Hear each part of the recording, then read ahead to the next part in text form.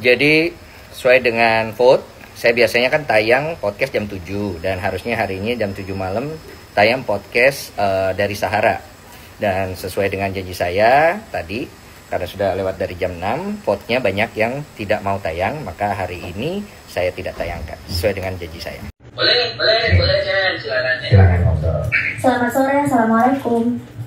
Waalaikumsalam warahmatullahi wabarakatuh. Oke, Mbak Sarah. Iya, saya mohon maaf atas omongan saya yang kasar, perkataan saya yang kurang baik kepada panjenengan selama. Mbak Gurun, ya Allah, lama gak ketemu, apa kabarnya? Lagi deg-deg ya. Semangat terus Pak Kiai, semangat terus. Tapi kalau lagi cerita bisa kali Pak, kagak kesana kemari gitu. Biar kita enak ngikutin ceritanya gitu. Mbak, bisa nggak ajarin saya jadi lemah lembut, berpendidikan gitu, elegan kayak Mbak gitu? Ya Allah, panutanku.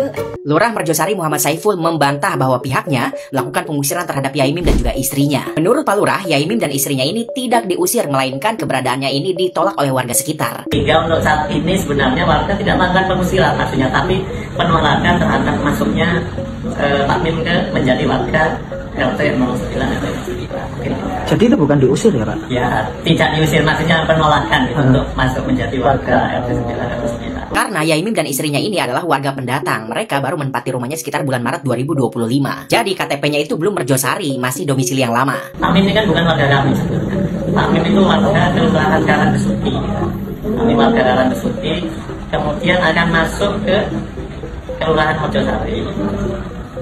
Beliau sudah menempati di wilayah rumah itu kurang lebih bulan Maret 2025. Pak Lurah Merjosari juga menjelaskan alasan kenapa Pak Yaimim dan istrinya ini ditolak oleh warga sekitar adalah karena menurutnya Yaimim dan istrinya ini sering bikin onar, sering bikin ribut, sehingga membuat warga sekitar merasa tidak nyaman. Dan selang waktu sampai dengan bulan September itu, menurut warga RT 09 sering menimbulkan keresahan, melaksanakan perbuatan-perbuatan yang sekiranya meresahkan warga, sebagaimana tertuang di dalam kesepakatan surat kesepakatan warga RT 9 RT 9. Sehingga untuk saat ini sebenarnya warga tidak melakukan pengusiran maksudnya, tapi penolakan terhadap masuknya Pak Mim ke menjadi warga RT 09 RT 09. Oke, sekarang mari kita coba cek nih, apakah surat kesepakatan yang dibuat oleh warga RT dan RW setempat merupakan surat pengusiran atau bukan. Nanti kalian yang nilai sendiri ya. Oke, sekarang gua bacain ya surat kesepakatan yang dibuat oleh warga RT 09 RW 09 Joyogren Kavling Depag. Ini adalah lingkungan tempat tinggal Yaimim dan juga istrinya ya. Kita langsung loncat ke poin terpentingnya ya. Alasan kenapa Yaimim dan istrinya dieliminasi oleh warga sekitar dari lingkungan tempat tinggalnya. Beberapa pertimbangan perilaku tidak pantas dan sangat meresahkan warga yang telah dilakukan berulang kali oleh saudara Dr. Imam Muslimin beserta istri yang melanggar asas kepatutan dan juga adat istiadat yang berlaku dalam masyarakat sebagai berikut. Yang pertama, yang bersangkutan mengupload atau share berbagai kegiatan pribadi dalam bentuk narasi, foto, video melalui WA Group RT 09 RW 09 atau dikirim langsung melalui Japri WA yang muatannya tidak ada kepentingan bagi warga. Akibat hal ini, anggota WA Group RT 09 RW 09 merasa sangat tidak nyaman dan terganggu atas perilaku tersebut. Kedua, berperilaku yang sangat tidak pantas dilakukan oleh seorang pendidik atau dosen, yakni minum minuman keras, memperlihatkan bagian tubuh yang seharusnya merupakan aurat. 3. Melakukan penutupan akses jalan masuk secara sepihak dengan alasan tanah yang selama ini digunakan sebagai jalan akses keluar masuk kendaraan warga yang mana diklaim atau diakui sebagai bagian tanah milik pribadi yang bersangkutan. 4. Menyebarkan berita tuduhan fitnah yang ditunjukkan kepada Sekretaris RT 09 RW 09 Kavling Depag. 5. Berseteru secara fisik dan verbal dengan warga pemilik usaha rencar yang merupakan tetangga sebelah rumah dan melakukan penggembosan ban mobil, ini tertutup kalimatnya, kegaduhan di lingkungan warga. Bukti rekaman video dan chatting butir 1 sampai dengan 5 terlampir. Memperhatikan hal-hal sebagaimana tersebut di atas, maka demi tetap terjaganya kondusivitas dan silaturahmi seluruh warga, maka warga RT 09 RW 09 Kavling Depag menyatakan dan bersepakat bahwa saudara Dr. Imam Muslimin beserta istri bertempat tinggal di Jalan Joyo Grand Kavling Depak 3 atas nomor 50 segera dikeluarkan dan meninggalkan Joyo Grand Kavling Depak RT 09 RW 09 Morjosari Lewok Waru Kota Malang. Demikian pernyataan dan kesepakatan ini dibuat untuk dilaksanakan sebagaimana mestinya. Oke, gimana nih pendapat Bapak M. Saiful ya, Bapak Lurah Merjosari setelah membaca surat kesepakatan ini? Apakah menurut Bapak ini bukan surat pengusiran? Padahal jelas banget dalam surat kesepakatan itu ada kalimat segera dikeluarkan dan meninggalkan Joyo Grand Kavling Depak RT 09 RW 09. Itu kalimat pengusiran yang sangat gamblang sekali, yang sangat eksplisit. Kok bisa-bisanya Pak Lurah bilang itu bukan surat pengusiran? Kemudian soal 5 poin yang menjadi alasan pengusiran Yaimim dan istrinya ini juga belum bisa divalidasi ya, apakah benar atau tidak atau hanya tuduhan saja. Karena faktanya Yaimim dan istrinya tidak pernah dilibatkan dalam prosesnya, tidak ada mediasi, bahkan tidak ada surat teguran dari RT RW setempat, tidak ada proses tabayun untuk mengklarifikasi permasalahan. Tahu-tahu ada surat pengusiran itu. Dan alasan kenapa Yaimim dan istrinya KTP-nya masih domisili lama juga karena Yaimim dan istrinya ini selalu dipersulit untuk proses pembuatan KTP oleh Pak RT-nya. Jadi Pak RT-nya nggak mau tanda tangan. Lagian ya, permasalahan sebenarnya kan soal si pemilik mobil rental ini yang suka parkir sembarangan ya di depan rumah orang. Terus kenapa yang dibahas malah minuman beralkohol, bahkan sampai soal aurat segala dibahas? Kenapa pertikaian antara Mbak Sahara dan Yaimin ini bisa menjadi urusan nasional? Itu karena tidak adanya kepastian hukum. Tidak jelas hukumnya di Indonesia, aturannya kagak jelas. Memang disebutkan tuh dalam aturan tuh, bilangnya kalau misalnya punya mobil minimal harus punya garasi untuk parkir mobilnya. Nah, dengar-dengar katanya si Mbak Sahara ini punya usaha rental mobil, sampai punya banyak tuh mobilnya, sampai katanya ada 200 mobilnya. Tetapi kenyataannya dia tidak punya tempat untuk menampung atau memarkir semua mobilnya. Nah kan dari sini aja harusnya pihak-pihak tertentu, kayak misalnya dari tingkat RT aja, ini sudah bisa melakukan peneguran ke pihak Mbak yang punya rental mobil ini. Kayak gitu. Tetapi nggak ada. Atau mungkin karena ini terjadinya di pedesaan kali ya. Karena kalau di kota nih, apalagi di Taiwan nih, model kayak Mbak Sahara itu udah didenda mungkin sampai jutaan-jutaan NTD, ratus-ratusan juta udah melayang tuh kayaknya Mbak. Terus yang kedua, memvideokan orang, apalagi memviralkan orang dengan narasi-narasi yang negatif tanpa seizin objeknya yang ada di video, itu juga merupakan pelanggaran hukum. Bisa masuk pelanggaran pencemaran nama baik dan juga melanggar undang-undang ITE. Di Indonesia ada tuh undang-undangnya kayak gitu tertulis. Tetapi apa? Nggak ada kepastian hukumnya nih. Padahal udah jelas-jelas. Udah jelas-jelas si Yaimin ini udah direkam, udah dipersekusi, udah diviralin dengan narasi-narasi negatif. Tetapi penegak-penegak hukum pada kemana lu? Nungguin orang laporan dulu gitu kan? Kayak gitu. Nungguin orang laporan dulu, baru nanti dilihat. Duit siapa yang lebih banyak gitu maksudnya. Terus yang ketiga, masuk ke rumah orang tanpa izin. Itu juga merupakan satu pelanggaran. Ada juga aturannya di Indonesia. Udah sampai viral nih kemana-mana nih yang kayak gini nih, tindakan kayak gini. Tetapi nggak ada satupun penegak hukum yang melihat ini sebagai tindakan yang melanggar hukum. What's going on di Malang? Dari tingkat RT, RW, camat, lurah, sampai kepolisian. Apakah kalian betul-betul tidak melihat ini sebagai pelanggaran hukum? Wow, itulah kenapa permasalahan antara tetangga ini bisa sampai dikonsumsi sampai tingkat nasional. Karena orang-orang yang harusnya bertindak, merukunkan, terus mencari titik-titik temu untuk permasalahan tetangga ini, itu tidak bergerak, tidak berpacu pada hukum, gitu loh. Selalu mau kayak mendamaikan aja, nggak boleh. Ada permasalahan kayak gini, panduannya harus hukum. Jangan ya ada permasalahan, selalu mau didamain aja, pokoknya biar nggak bermasalah lagi damain. Nggak boleh dong, lihat dulu permasalahannya apa permasalahannya, terus jadiin itu hukum sebagai acuan untuk mendamaikan, untuk mencari solusi. Bukan yang penting nggak ribut lagi aja. Makanya ribut terus. Karena permasalahannya nggak selesai-selesai. Nggak ada titik temunya. Heran. Sekalian pelajaran nih buat kalian semuanya di Indonesia. Kalau punya mobil, please, paling enggak, kalian punya garasi. Yuk guys, balik lagi bersama saya tentunya Oke Kevin.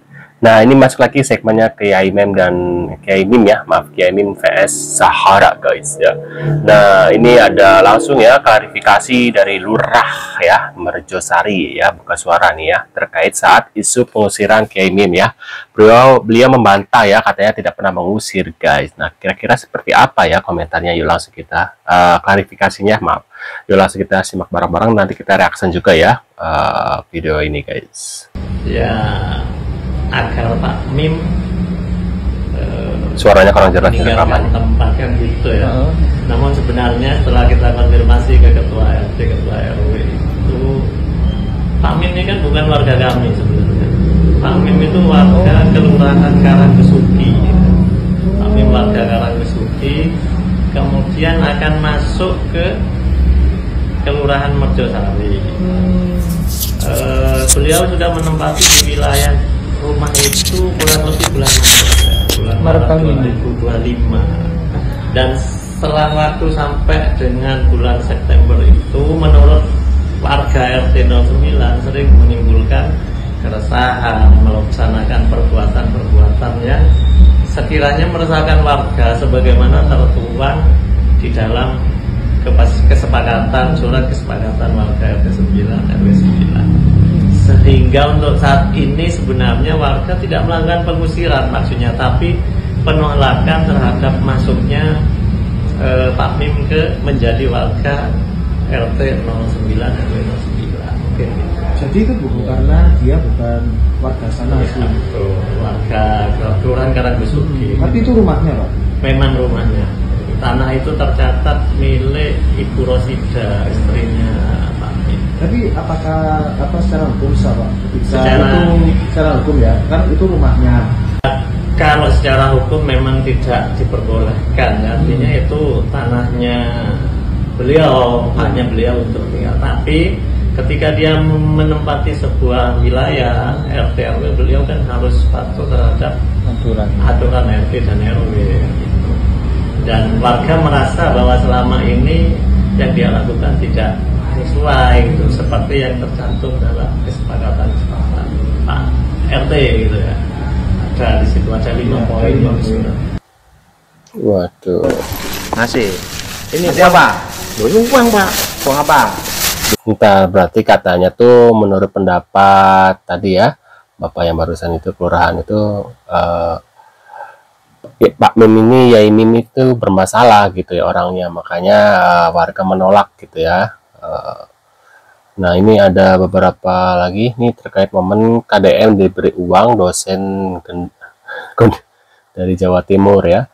Yai Mim dikira yang punya uang hanya gubernur saja, Kiai juga punya, asik. Kok kira yang punya uang hanya gubernur saja? Kiai juga banyak uangnya. Asik. Jangan banyak-banyak.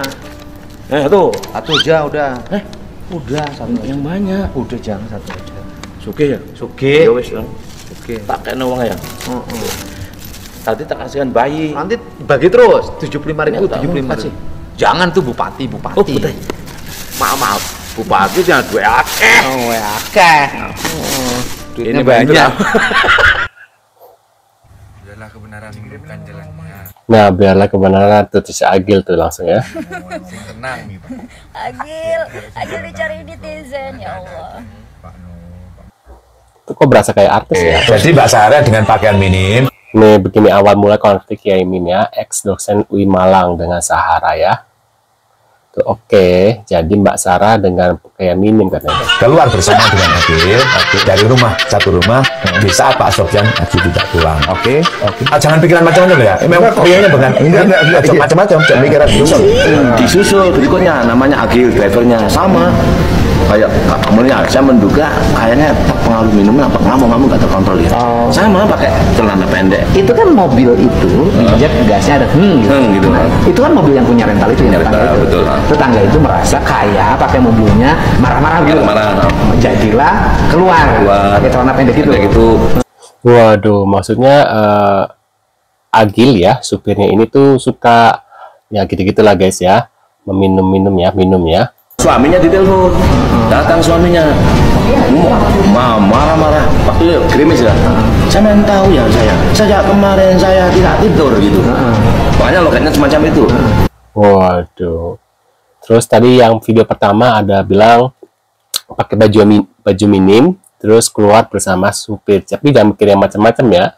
Tapi pasti netizen pikirnya yang aneh-aneh gitu, jangan-jangan gitu ya mungkin. Memangnya yang tidak itu bapak saya itu sejak tanggal 29 bangunan di atas tanah orang itu masuk sekolah.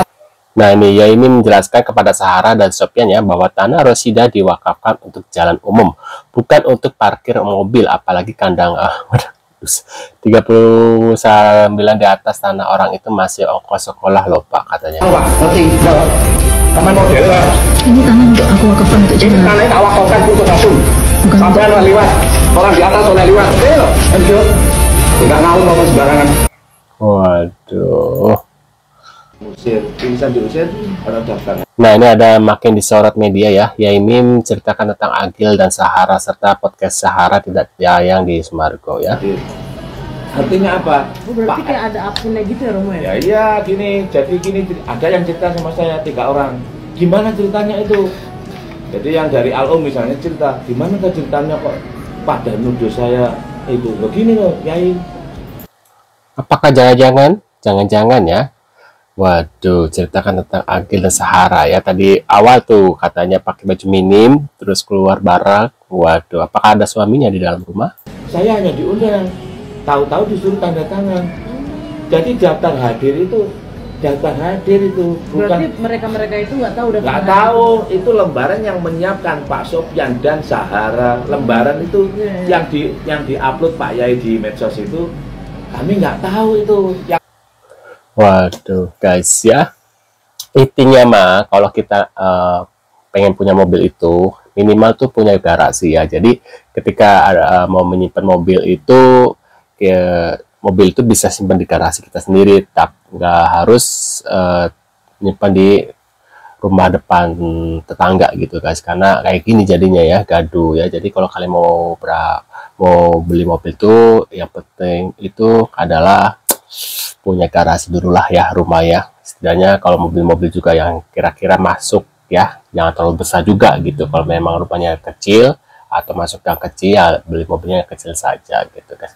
Nah, menurut kalian gimana setelah melihat info ini? Mungkin kalian punya komentar kira-kira Agil dan Sahara ini apa yang diceritakan.